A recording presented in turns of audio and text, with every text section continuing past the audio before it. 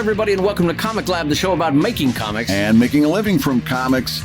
I'm Brad Geiger, the author of the Webcomics Handbook on Substack and the creator of Evil Inc. And I'm his traveling pal, Dave Kellett, cartoonist of Drive and Sheldon and co-director of the comics documentary Stripped. And this week's Hour of Comics Advice is made possible by your support at patreon.com/ComicLab. So Dave, let's talk comics. Let's talk comics, my friend, because this is the second parter of our two-parter National Cartoonist Society live interviews that we recorded in San Diego at the amazing Comic-Con Museum, which is in Balboa Park in San Diego.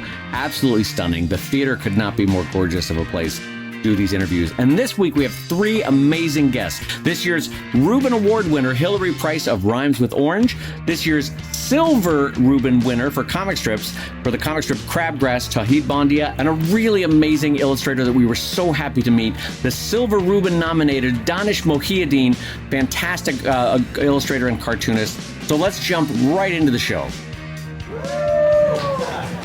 What was that?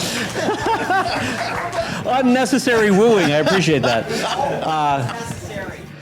So, thank you. I hope you had a fun tour around the museum, gang.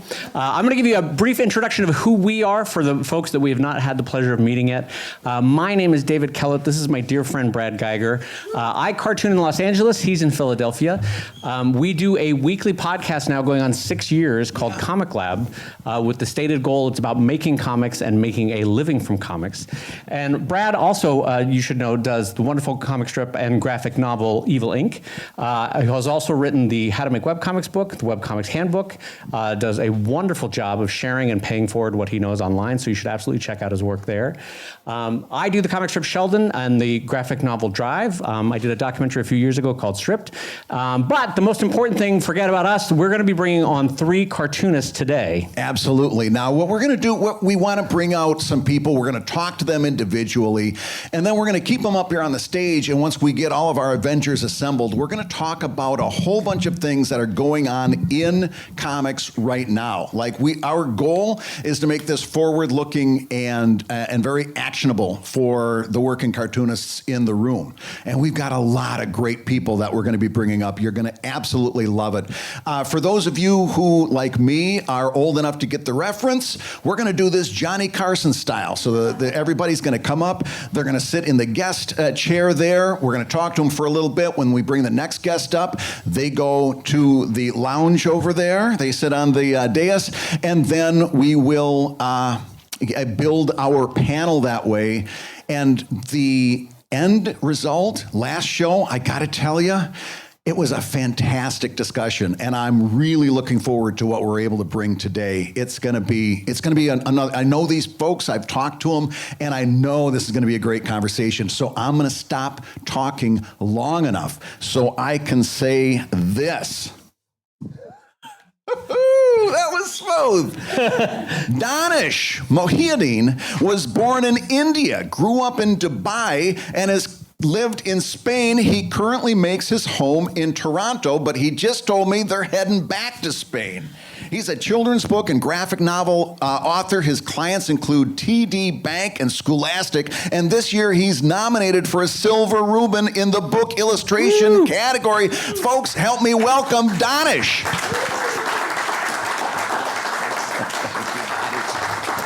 Here you go, my friend. Thank you. It's almost a trope of the boy that grows up in India, moves to Dubai, spends some time in Spain, goes to Toronto, then back to Spain again, and builds a beautiful illustration career. We've all heard that story a million times, am I right? So tell me, growing up, and I think I know what the answer is going to be, but growing up, what were the comics that made you, in Dubai, want to be a cartoonist or an illustrator or draw? I think, so growing up in Dubai, we didn't get access to so many things, but we had Mad Magazine. Yeah. Sure. I got more of my Mad Magazines in India, actually. And in Dubai, we didn't have access to movies that soon. So I would read the parodies in Mad. And I didn't watch Star Wars till I met my wife, like maybe 15 years ago. That's amazing. So you actively read the parodies before you saw the movies? Yeah. That, you know what? Actually, now that I'm thinking about that, that was true with me with movies that I was not allowed to watch, like R-rated movies. That's a buried memory. I hadn't thought about that in many decades. Well, So now here's my question. We had on the last show somebody who said that he got a rejection letter from Mad Magazine at age 12. Did you ever think about when you were a kid putting off a package to Mad Magazine? No, I never did actually. No, I didn't. Yeah, neither did I. It never occurred to me.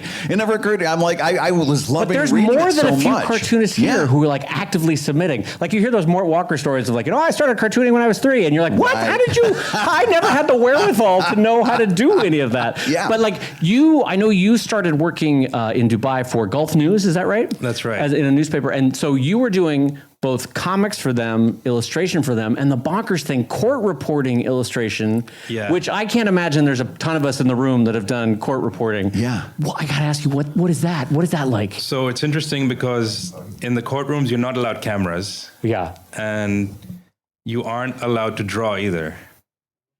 So I would have to you're allowed to write. So I would go there and I would sit and I would write down the description of what I was seeing. Really? Yeah. That's amazing. And then how would you use that? Would you take that I back had to run to the office or run somewhere and then draw it from memory quickly. based on your notes? On my notes and my memory. Yeah. Wow. Why was the limitation on drawing in the courtroom? Was it? I don't know, but in general, in Dubai, I've had problems. I've been in trouble 2 or 3 times, and I'm known for like drawing in public, just sketching people. Yeah. And I've been in trouble a few times in Dubai. I've had people take my sketchbook. I've had security guards warn me. Wow. But I found one trick, and it worked for a few years. So while I'm drawing, the main thing is you don't want people to notice that you're drawing. But if you guys have ever drawn in public, you know it's not easy to do that. You're the most obvious person with a sketchbook, and you're staring at people. Yeah. So I would put my cell phone here, and I would pretend to talk on the phone. Yeah. I noticed when people are talking on the phone, no one looks at them because it feels a bit... It's a social block in a way, yeah. It's already intrusive that you're listening to them. Yeah. So you don't want to look at them. Yeah. So I would pretend to talk on the phone while I was drawing. I like that a lot. Have you ever, this is probably something that everybody in the audience has done at one point. Have you ever had to draw on a plane where the person is sitting there next to you for 3 hours and you're on deadline, you've got to get this thing done, but you can feel their eyes burning into your left shoulder as you're drawing? I had the reverse of that one time where I was coming back from Emerald City Comic Con and I was sitting next to Stan Sakai, and Stan was producing the most beautiful work I'd ever seen. And I was like, you son of a on a plane, Stan, you're producing better work than I could ever make. But okay, so you come to Toronto. What is the stage there for you there? Are you already taking on illustration clients in Toronto, or are you building a new life and starting to reach out? How's that working for you? Do you mean when you first came? Yeah. So I first came to Toronto when I was 17, and I went to University of Toronto, and I did my degree in psychology, a major in psychology and a minor in biology and English. Wow. Yeah. Psychology probably handy as an illustrator and cartoonist, I would imagine. I think so. I found so much of storytelling is human psychology. Mm-hmm. Yeah. So definitely there's a good transition between that. Yeah, absolutely. Mm-hmm. So with your cartooning, it's kind of fun to talk about it because we have to describe it. I find such energy and life and frankly a unique style in your cartooning. When did you start to looking back on your work and go, oh, I see, I'm starting to develop a style? Was that in your 20s? Was it in your 30s? I think I recently sat down and looked at my work from like when I was 22, 23. Yeah. And the amazing thing is I used to think I was good. Oh, that's humbling, isn't it? I think to me, for survival as an artist, it took like a fair amount of delusion, like self-delusion. Yeah. To think that I was good, to keep going. Because if you think if you are if you realize how bad you are, then you're going to stop. Right. Right. Well, and also, I mean, we were talking about this just on the show Tuesday, where we were talking about looking back on your work, and we had the same experience where you look back at something that you did 10 years ago, and you see all of the flaws in it, and then you go, but I thought I was like amazing 10 years ago, and then it hits you, I think I'm amazing right now. Yeah. And It's how very am I humbling going in to that feel regard, about yeah. myself 10 years from now? I'm going to realize how terrible I was. I just can't see it yet, and it's very disheartening until you realize that that's actually a very happy story. Yeah. Because the upshot of that story is that you're always getting better.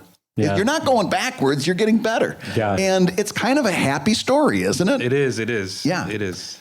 So let me ask you this. Going back to the beginning, I'm gonna jump around a little bit here because I love this question too.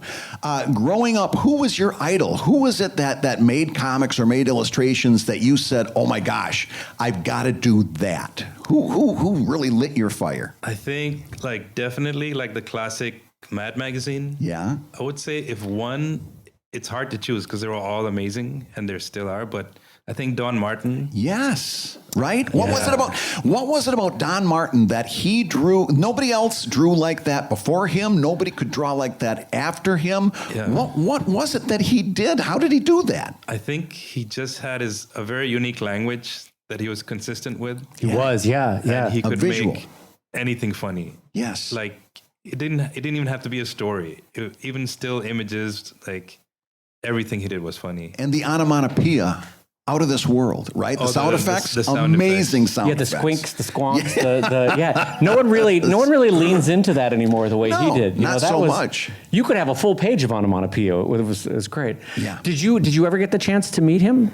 No. Oh yeah. I don't know. I don't know when he passed away. I'm not sure I met anybody that I'm not sure I met anybody that has anybody ever met Don Martin? Did you really? Holy cats! So a few people have met him. I like you were saying that as though he didn't exist. I mean, was he real? Do we know? Has anyone actually? I just honestly Has thought I've anyone never seen heard- Janet and Michael Jackson in the same room? I'm not sure. It would be neat. He was one of my top guys from the Giddy Up. He was somebody I loved. Well, let me ask you one last question before we bring the next person up. In your process now, what is the most joy-filled moment of your cartooning or your illustrating? Is it when the idea strikes? Is it when you're done penciling and you're about to start inking? Is it when you're clicking submit and you're sending it off to the publisher or the client or the editor?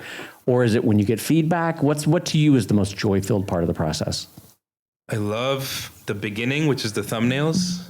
Just doing the small thumbnails, and I'm getting something good over there. And then it's inking. So I ink traditionally with a brush and ink, so Yeah. I still love that. That's when you can get really zen and you can put something, music on in the background or a podcast and just let your mind go, right? Although I have to say, this might be the first artist we've met in years that actually thumbnails. Oh, yeah. Because people say they thumbnail, none of us thumbnail. Nobody does it. It's thumbnailing and meeting Don Martin, two lies everybody always tells. It's the classic two illustration lies, but you actually thumbnail. That's great. Well, let's bring the next fantastic. person on. Thank you. Help me thank Danesh. Danesh, I'll take the mic from you. My friends, our next guest is Hilary Price. Hilary has been creating her award-winning daily newspaper comic Rhymes with Orange since 1995. At the age of 25, she was the youngest woman ever to have a syndicated comic. Please welcome the winner of last year's LZ Seeger Award and the current Reuben Award nominee, Hilary Price. Woo! Also famous for her timing on entries. That was great. I appreciated that. That was well done. And brought her own water, which is great. This is someone who's prepared for a panel talk. I appreciate that. I mean, I'm part of 2024. Yeah, there you go. What is this? Damn water bottle. Also, not water. Not water. That's the other fun fact. Not water. Pure Russian vodka. So, all right, let's start with the fun stuff because I know you as a friend, as the one-time owner of the largest drafting table I've ever seen in my entire life. Have you gotten rid of it, by the way, or are you still? I did. All right, a moment of mourning for that drafting table. How many feet across was that drafting table? It was an architectural drawing table that a firm had closed down, and I don't know how I got it up to the 4th floor. Yeah, how did you get that up to the 4th floor? The elevator worked that day. That's how I got it up to the 4th floor, and it was maybe like 4 or 5 feet across, and then it had like a desk on the other side. Like an entire team could have been there. Yeah, it was felt like hell something that getting like rid of it. 9 Imagineers from Disney could sit around and Yeah. figure out how to do Haunted Mansion. They were like Yeah. drawing it on that thing. It was bonkers huge. It was great. Okay, but let's start with the fun stuff though. How did you first spark with cartooning? What right. for you was the artist or the title or the publication? All right. I got a story for you. So All right. this is like how I became a professional cartoonist. So it was between my junior and senior year of college, and I decided to take a year off. And I decided to go to the place that many young Jews go to find themselves. It begins with an I, Ireland. And so I was working at a pizza parlor. As one does in Ireland, the Yeah, classic, as- again, it's a day of tropes is really Yes. what this is. And the woman goes to me when I go up to find out about the schedule. She goes, "You're a lovely girl, but you're slow, and you seem to invite trouble wherever you go." So she fired me. I didn't have the chops to work at an Irish pizza place. At an Irish Because how high can the standards be at an Irish pizza? It's not like they're making great pizza. Come on, what are they? Exactly. And I say that as an Irishman, like you can, like right, out you go. No, you're not working here. Look at you, you're trying to have quality standards with your pizza. No, go. Out. Out with you. Right. So okay, so how did? So then I'm walking around Dublin, and there's a New Yorker light type of magazine, which is social commentary, and so it had cartoons in it. So my parents, since I now had some time on my hands, come to visit me. And we're walking around Dublin, and like the man of the hour is always James Joyce, right? With his signature round, John Lennon signature round glasses. And you see his vision everywhere. And so we're walking down the main promenade, and there's this giant, like bronze statue of the guy. And my mom sees the guy, sees the glasses, and says, "Oh my God, it's Elton John." And so I drew that up as a comic, and I submitted it to the magazine. And what happened is I drew it up. I like rode my bike down couple miles, and went to the office. I found the address in the Yellow Pages, which is an ancient tomb. Mm-hmm. And I went up the stairs and tried to open the door, and it was locked. So I just slipped my envelope underneath the office, and then a couple weeks later, it appeared in the magazine, and then I got a check. Do you remember what the amount was? It was it might have been £50. Mm-hmm. They've Wow. never paid that much That's since. like 10 Guinnesses. That's Yeah, great. right. And so I could use that money to buy a train ticket. And it was that was the moment when I realized that this wasn't just something that I did, but it was something that I could do. Yeah. Right. So from there, what was how long until the next one, or did you start submitting all the time to them? I think that's when I caught the bug, and I would submit there. But then I, returned back to the States, and to my parents' delight, finished my education, and then my hope was to get paid to write, and so I started writing as a copywriter when I first got out freelancing. Yeah, but I did some ads for Bank of America and for Wells Fargo, and I wanted to die.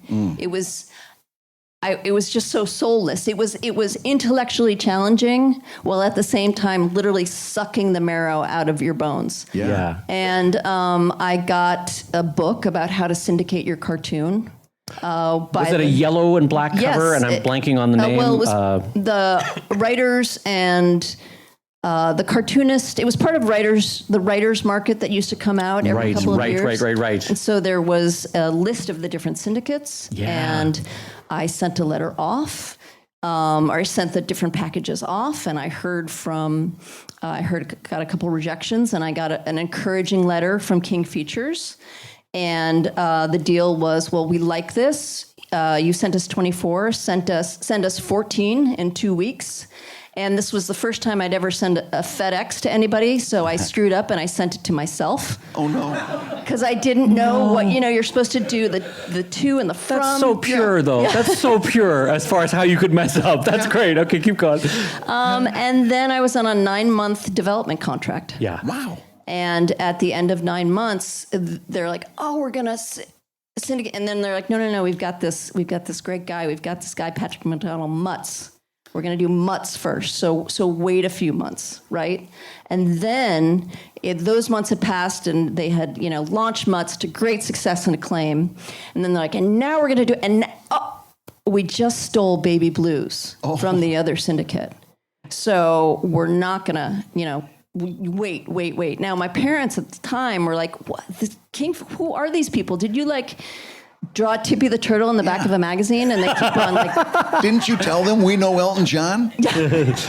So, and then eventually, finally, that's when it launched in 1995. Yeah. That's amazing. By the way, 1995, congratulations on that many decades of excellent work. Thank you very much.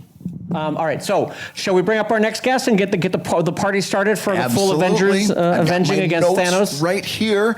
The next guest is Tauhid Bondia. Tauhid Bondia is the creator of Crabgrass, which was launched in 2019. The strip is a wonderful love letter to growing up in the 80s. He's nominated for a Silver Reuben in newspaper comic strips. Please welcome Tauhid Bondia.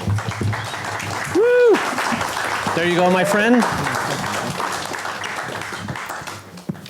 Thank you, my friend, for joining us. So what's fun is we all started cartooning roughly around the same time on the web. Yeah. You always had a better line art quality than Brad and I could ever attain. So congratulations on being far more talented. But tell me, when you were a kid, what was the comics that sparked for you? What got you into comics? I've had 5 guests now to think about the answer to that question. Yeah. Okay, yeah. I think probably at the beginning of the story is like Garfield and Calvin and Hobbes. Those are the ones that let me know that I loved comics. But like a lot of kids, I wanted to be a comic book artist. Right. For a long time. Realized I couldn't do that. I didn't have the patience for it. Right. What actually let me know that I could be and wanted to be a comic strip artist was webcomics.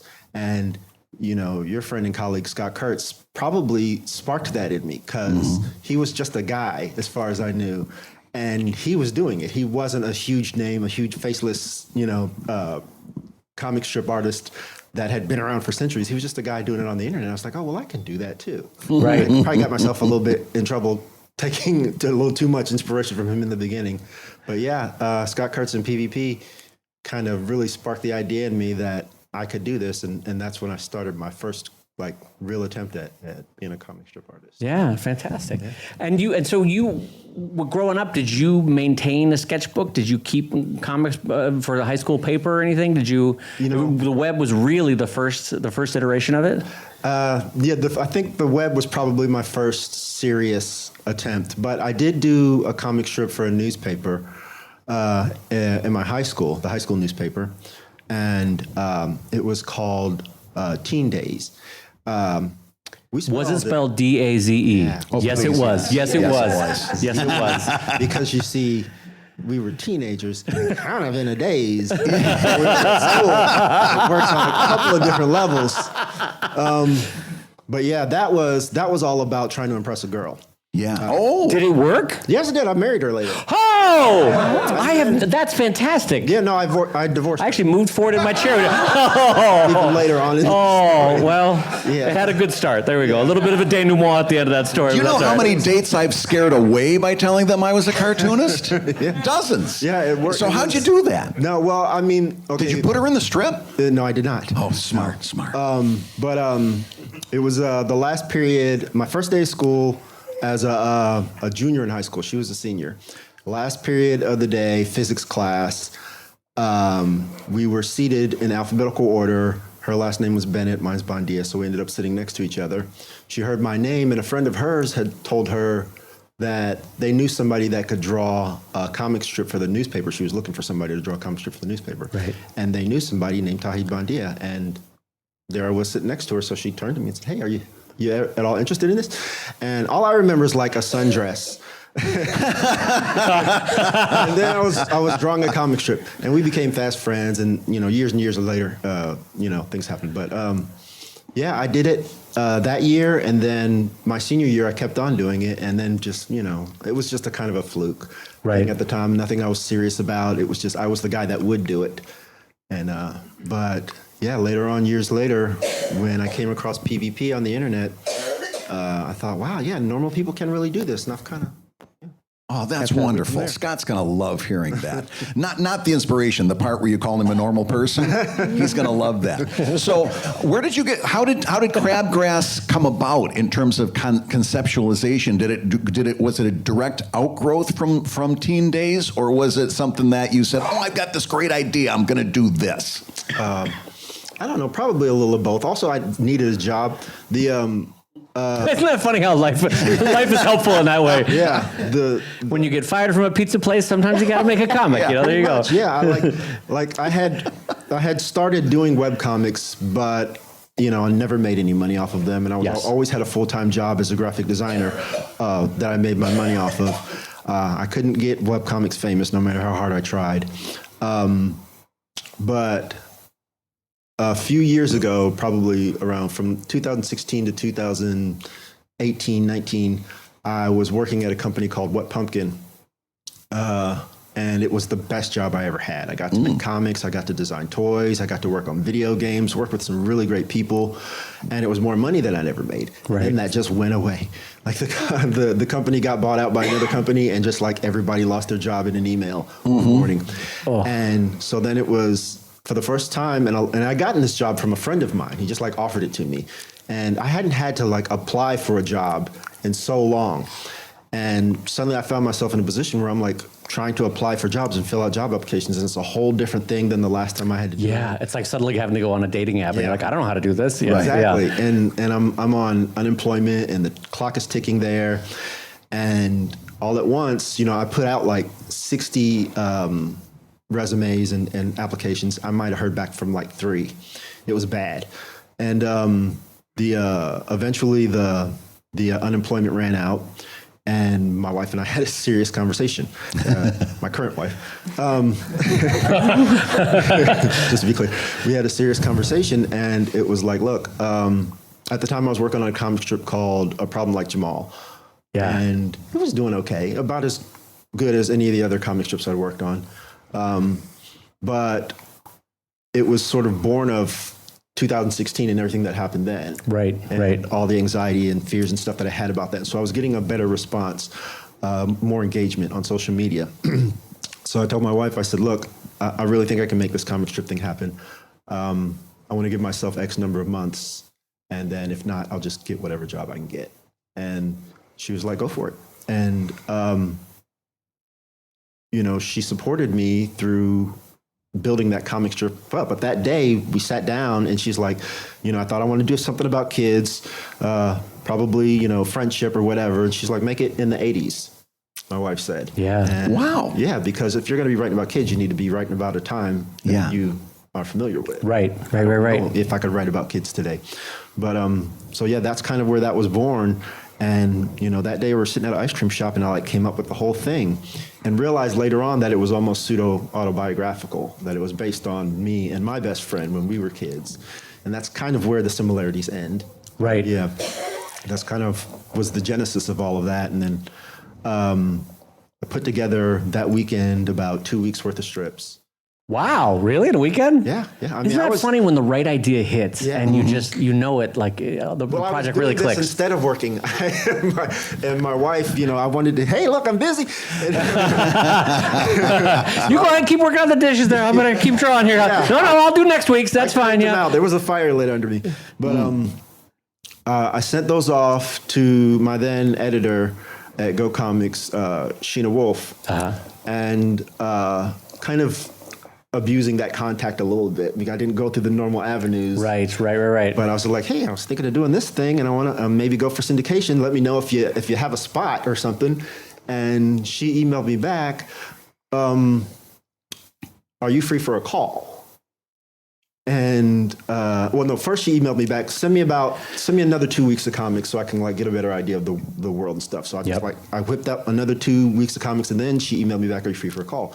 And then like offered me a syndication contract like right there on the spot. And Wow. That's great. That's unheard of. yeah, I know. That's why, people ask me, how do you do it? And I'm like, well, don't. Listen, my story is not the typical story. You're like, have you ever been under the gun on unemployment? That's my strategy. Yeah, you get struck by lightning, and then it's like, but that's kind of how it all started, and then it's been crazy ever since. It feels like it happened a year ago, and it's been for a few years now. That's the truth. And now and this is your first Reuben weekend, right? Yes. That's cool. That's cool.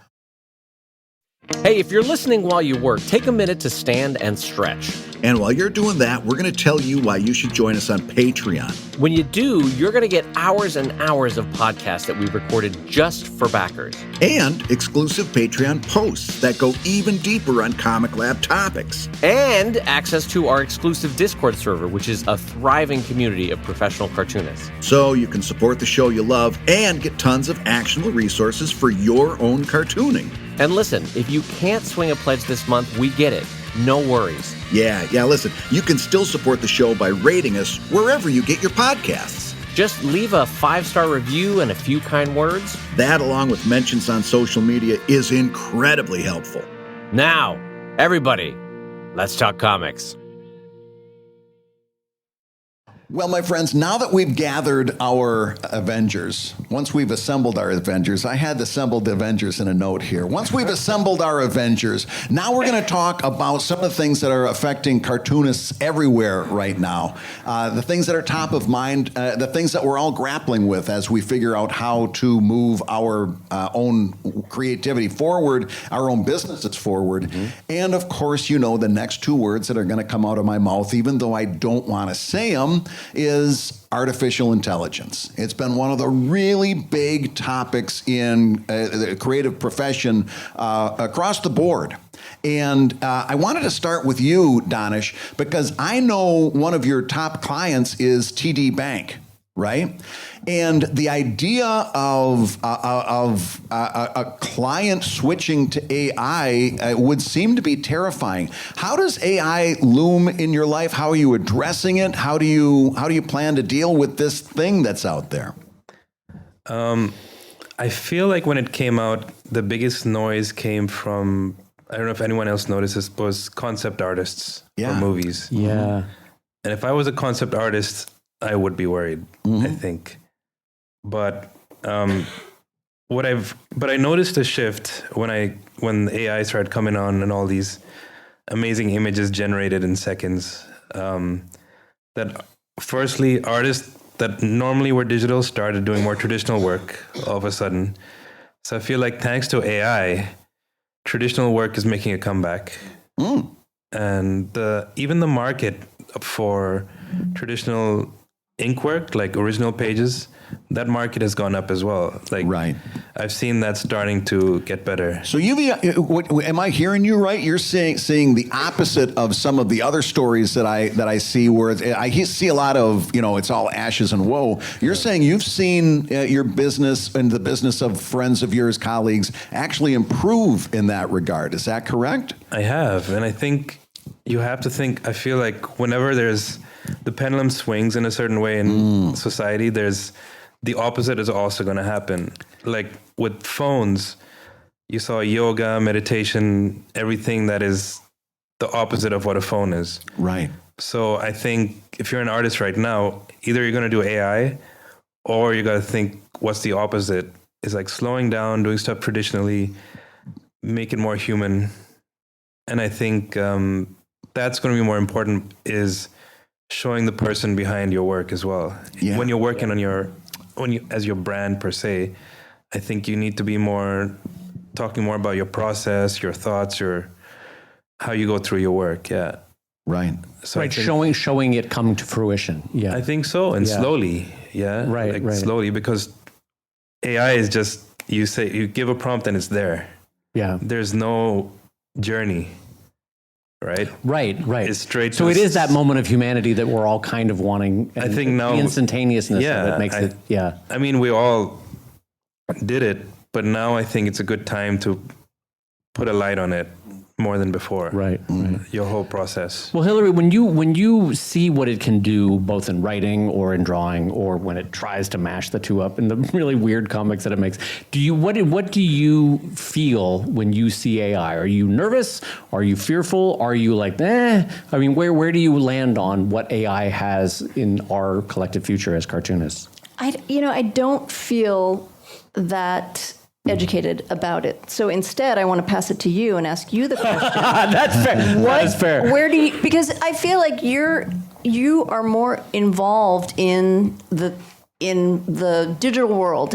Even though you're not a youngin, you are a native to. You're a native to webcomics. You don't need to throw me under the bus for that.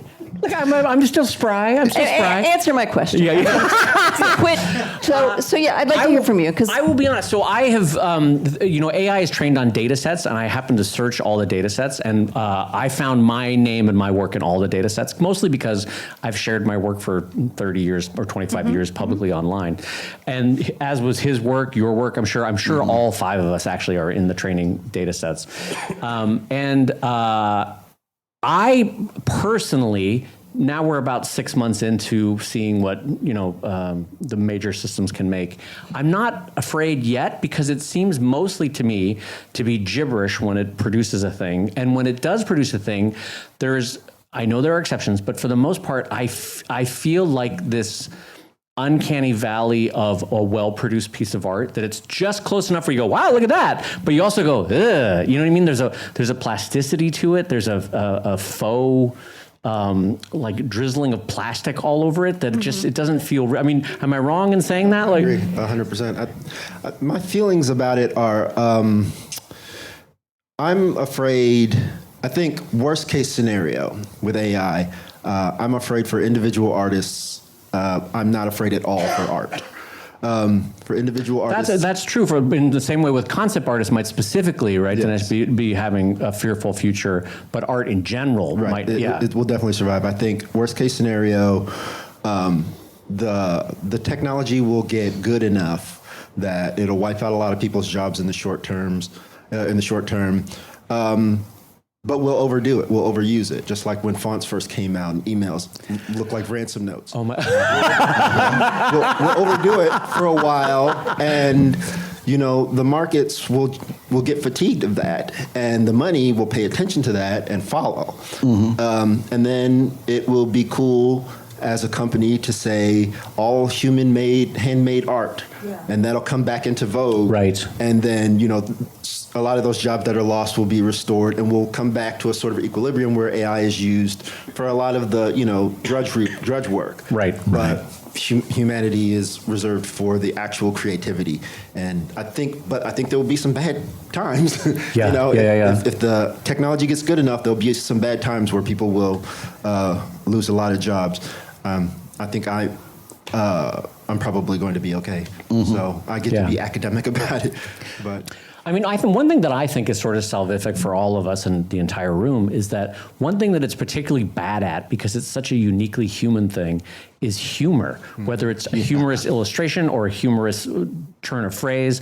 I mean, Hilary, arguably one of the funniest writers I've ever met. If ChatGPT gets to that level of writing, it achieves general intelligence, not just artificial intelligence. Like it's become basically a computer-based human, because humor is such a uniquely chimeric thing to try to capture. It's Quicksilver. And I don't know. Am I speaking to the wind on that? Does that ring true for anybody else? That humor is the one thing that AI will never be able to get right? No. I don't know. I mean, I do find though that one of the things that AI has working against it, and probably a hurdle towards it actually getting really good at substantial parts of art like humor, is that it's promoted and backed almost entirely by a sort of tech bro culture.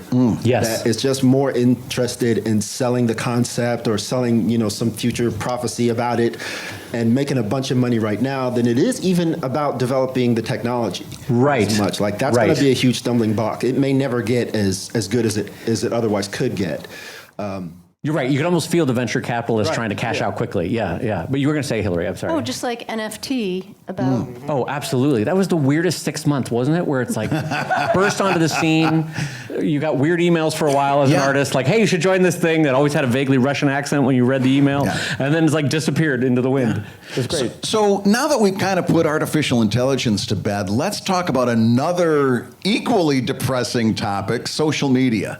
A lot of us have relied on social media to get the word out about our comics. We've tried to do some part of marketing there, or maybe we've just used them as social media platforms to talk to our readers. And social media is absolutely in decline right now. Twitter is go ahead. Well, no, I want you to define what you mean by decline, because when you were asking us this question, I Yeah. actually wasn't entirely sure what you meant. Fantastic. That's a great point. So, for example, there was a time when I was doing a Kickstarter, I could put the word out on Twitter and I could see in real time my announcement and pledges coming in. I knew that I was hitting my target. And later on, I could go through my analytics and see I had gotten a certain percentage of traffic from Twitter, from Facebook, from Instagram. I did a Kickstarter earlier this year at the end of spring, and when I went through my analytics, it was close to zero on each one of those. And I literally, we talked about it, and I'm not going to be able to do it this year, but I really want to do an experiment where I do a Kickstarter and say nothing on social media. And this is something that is, even if you're not an independent like Dave or I, also for anyone that's trying to get into publishing, trying to go into this from the other angle, the first question that somebody asks you from the publisher standpoint is, what is your social media reach? That's one of the first things that they're looking at as they're thinking about whether to hire a writer, an artist, a cartoonist. So the question is, how are you addressing social media today? How is that factoring into your plans? Are you seeing a certain depressed effect like I described? Or are you like, no, it's all coming up roses over here, Geiger. I don't know what you're talking about. Tauhid, what are your thoughts on social media today? That's a good summary right there. That exhale was a good summary, yeah. Yeah, the position that I'm in is interesting. I may find myself relying more on social media in the coming years than I kind of have to now. But interestingly, when I first launched Crabgrass on Instagram, it was really well received. And I've got like 140-some-thousand followers on Instagram, and that's kind of the hub for the comic strip, even apart from the Go Comics page. That's where my Patreon patrons come from. That's where I interact with people the most. And I kind of hit that ceiling, and I stay there. And I haven't had any trouble staying at that number. I can't really pass it for whatever reason. Right. But I haven't had any trouble staying at that number. There's always new followers coming in to replace the ones that fall off, and the same thing with the Patreon. But I'm in a position where I've got all these newspapers, and I don't have the profile to match them. Like, for those that don't know, Scott Adams lost his mind, and Andrews McMeel replaced a large number of those newspaper slots with Crabgrass. And so overnight, I ended up with 800 newspapers. Did you really? Jeez Louise. Yeah. I didn't know that. Wow, congratulations. Yeah, and it's great. Clap, yeah. No, but so overnight, we had 800 newspapers. But like I said, I've got the profile of a comic that was launched a couple of years ago. Right. So it's so when we go into like book negotiations and things like that, it doesn't carry the weight that it should to say, well, I'm in 800 newspapers, but still, who are you? Right. Right. My book sales are like the book sales of someone who just launched a comic 2 years ago. So we're trying to go after social media to sort of raise that profile. Right, Then you right. get that leg under the table, which is usually already under the table by the time you reach that kind of distribution. Gotcha. In newspapers. So yeah, I'm doing what I can as far as keeping my Instagram followership where it is, but I don't really know how to like grow on social media, especially like you said with this clear decline. It's you're getting less and less returns from it. So my best practice is I update every day and try to keep myself visible and share as much as I can. But I really don't know. I think you just ride this thing until the wheels fall off. Well, let me ask Hilary then, because my sense is Brad wanted to do that experiment where he could do a project without any social media interaction, never reaching out. My sense is, and you can tell me if I'm wrong, is that aside from your email, which is delightful, I love the newsletters, do you use social media to any great extent in your career? Well, so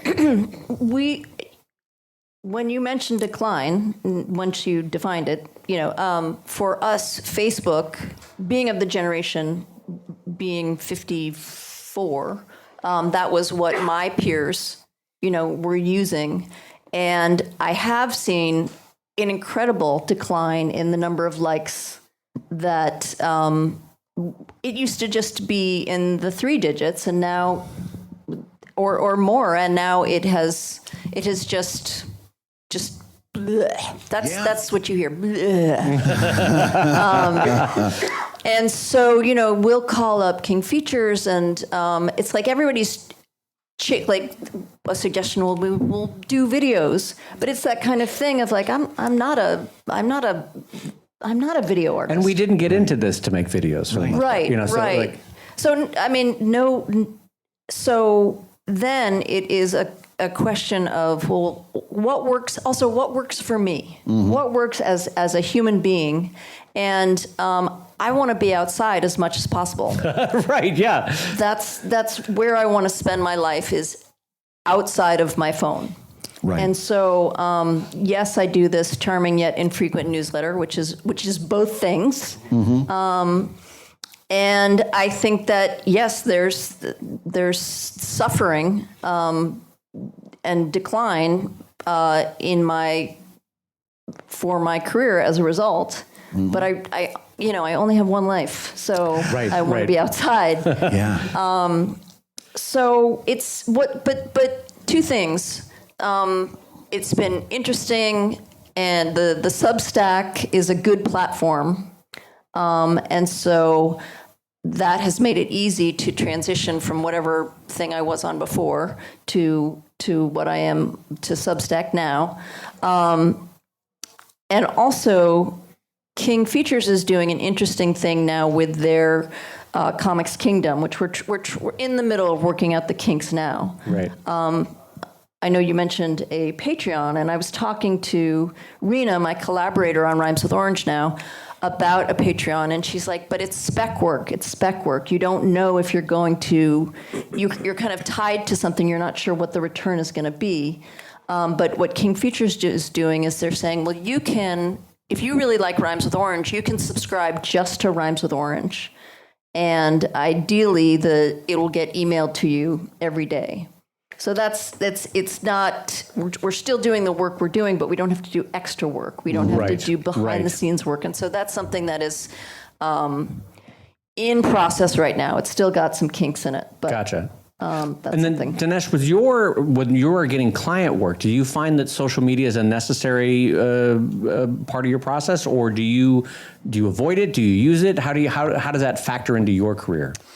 I've never gotten a client from Instagram or any social media. Okay. Like, all my clients have been through more networking. And only recently I started doing something on social media that I enjoy. And I've started doing like live Instagram videos of just drawing. And I just enjoy, I feel I'm more in tune when I feel like people are watching me drawing. Yeah. And I don't kind of procrastinate, and so I'm using it. I don't really care who's watching or the likes. I just like the fact that people could be watching, and it just helps me work. Yeah. But I don't use it for anything else. It hasn't helped me in any other way, or I don't know how to use it really, because I haven't needed it. Yeah. But I think everyone needs to do it in a way that it doesn't take the enjoyment out of your process. Yes. Yes. Right? Yeah. You shouldn't be stressed if you don't have likes or if you don't have people looking at it. Like, if any of that stuff happens, then you need to stop doing it. I think just find a way to do it where you can keep enjoying what you're doing, and it's different for everyone. Absolutely. So, by the way, I agree 100%. So let's get to another upbeat topic. Let's talk about what your plans are, what your cartooning life looks like over the next 5 years. Talk to me about what you're excited about, what you're expecting to do. Let's see what's coming up for you all in the next 5 years. Tauhid, what's going on with Crabgrass? I'll be happy if I get to do what I'm doing right now for the next 20 years. But also, I'd love to pivot into graphic novels at some point. I keep, the way I tell stories is long form. Yeah. It's all about character development and world building and things like that. And that's, as you know, really hard to do in a 4-panel strip format. Oh, yeah. I force it. I do it anyway. Right. But yeah, I would love to tell those stories properly eventually. And So do you see Crabgrass becoming a graphic novel or spinning out and doing I could absolutely do that. It just depends on how I feel at the time I decide to, but I could absolutely do. There's a million stories I can tell with Crabgrass. I've given myself the freedom to do that. And if I decide, I want to capitalize on its success, whatever it may be, and turn it into, young reader graphic novels, then yeah, that sounds like it would be a lot of fun. I would love to one day watch a Crabgrass television show. Yeah. As would I. Yes. I get so much inspiration from cartoons and things like that. You can see, a lot of people have said they can see it in my art, the sort of, animation that exists in it. And, I hear all the time, this would make a great animated show. And I agree. I think it would make a great animated show. But who knows? That's such a mercurial thing. Yes. But one day, I would love that. Certainly in the next 5 years or 10. But I also love that you're coming full circle on the 12-year-old version of you that was like, graphic novels, that's a lot of work. I don't know. I'm gonna take a pass on that. That's great, though. You're coming back around. Mm-hmm. So, Hilary, how about you, Hilary, for the next 5 years? What do you see for your cartooning?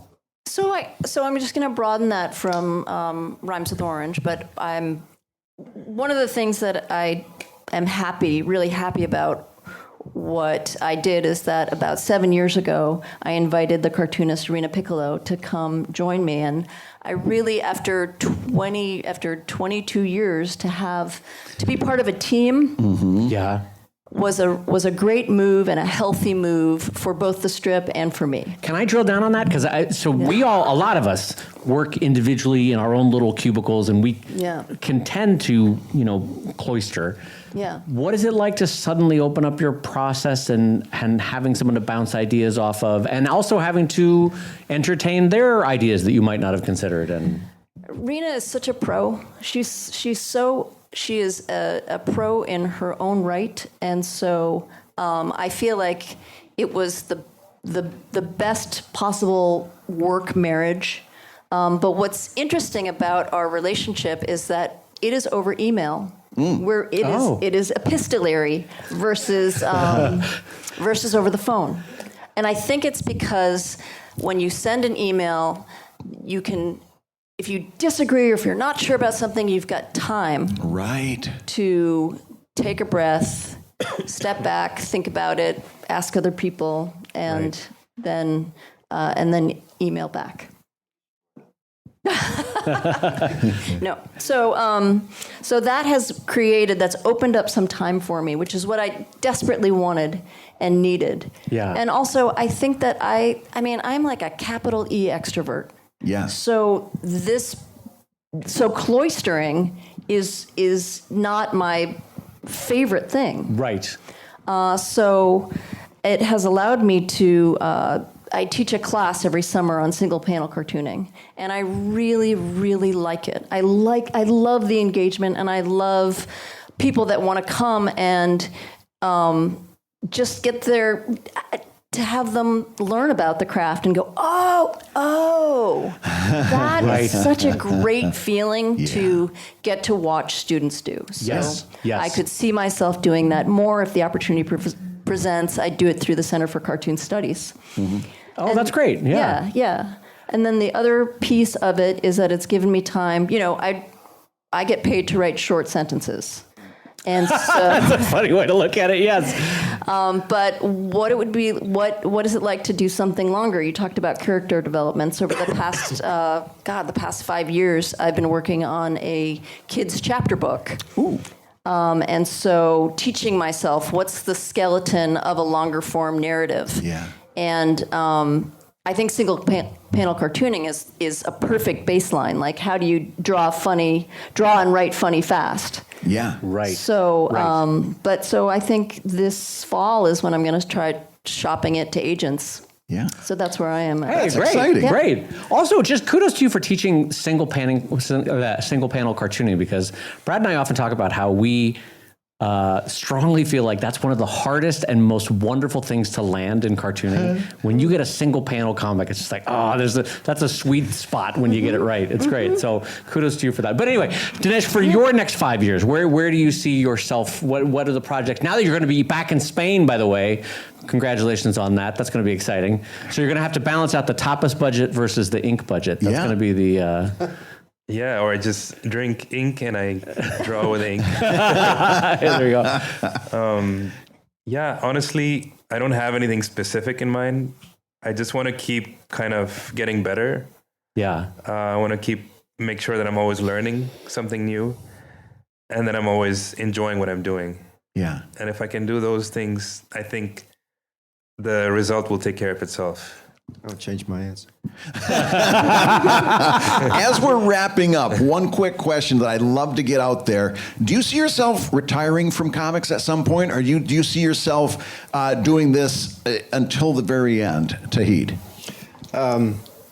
Yeah, I feel like I'm going to do it regardless, unless I become physically unable to do it. Yeah. It would be nice to be getting paid, because I'm gonna do it until I just can't do it anymore.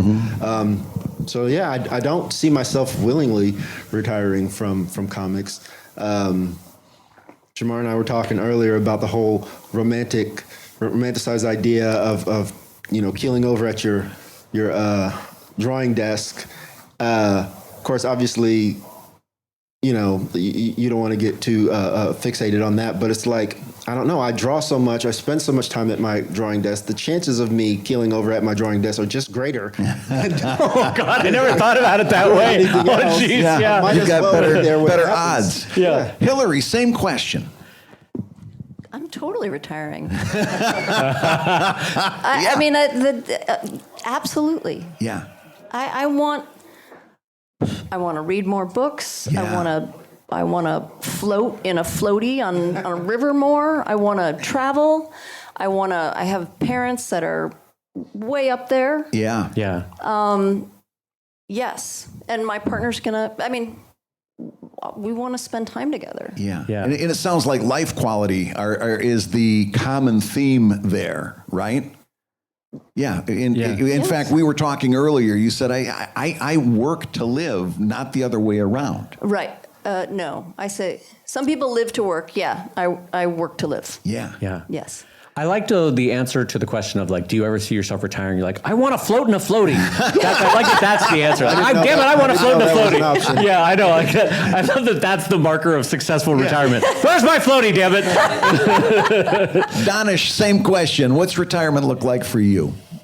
Or does it exist? I don't think so. I don't know. Yeah. You guys, I'm going to be lonely Danesh, on you've my heard about floaty. There's a lot of floaties, unsold haven't you? floaties on this stage, I think. Definitely float on a floaty at work. No. No. I feel like should I be able to not need as much money, then I would like to explore other unpaid That's Yeah, completely I don't think valid. any of us feel like that's we're at all question that. Yeah, For me, it's a retirement is less likely just because for me, there's a huge chunk of cartooning that doesn't feel like work. You know what I mean? Like I still drive a huge amount of joy from sitting at a desk and drawing. So I will definitely be diminishing my output, I think, but I think I'll still. I mean, what are you going to do for? I honestly don't know. I kind of feel the same as Hillary in that I would love to retire. I don't know that it's a realistic thing for me. Right? Right. So it might be more what I end up doing because I have to do. But when I hear Hillary talk, I'm like, I mean, the floaty option is strong. I'm not going to argue with that. That's a strong argument. My friends, would you please help me welcome 3 amazing cartoonists that I've really enjoyed getting to know better. Danesh Mohiuddin, Hilary Price, and Tauhid Bondia. Thank you so much, and thank you for being a great audience. Thank you all very much. It was great. And with one more word of thanks to our guests, Danesh Mohiuddin, Hilary Price, and Tauhid Bondia, it's my turn to say that you've been listening to ComicLab, the show about making comics and making a living from comics. Your hosts have been my ever-delightful friend Brad Geiger, the editor of webcomics.com and the creator of Evil Inc. at evilcomic.com. And the wondrous Dave Kellett, the co-director of the comics documentary Stripped, the cartoonist of Sheldon at sheldoncomics.com, and Drive at drivecomics.com. And the Comic Lab theme song is used with permission from Andy Creighton at theworldrecord.net, and this episode was edited by Matt Woodard of Woodsong Productions over at www.woodsong.media. If you love Comic Lab, you can rate and review the show on Apple Podcasts, and you may hear your review featured on a future episode. And don't forget to give us a 5-star review on Spotify, where we are burning up the podcast charts. And a sneak peek for next week, I'm going to tell you we're going to do a full breakdown of what it is like to go to the National Cartoonist Society Reuben Award weekend. So check us out next week for that one. And I will say Comic Lab is made possible by your support at patreon.com/comiclab. So I will go ahead and say that twice, patreon.com/comiclab.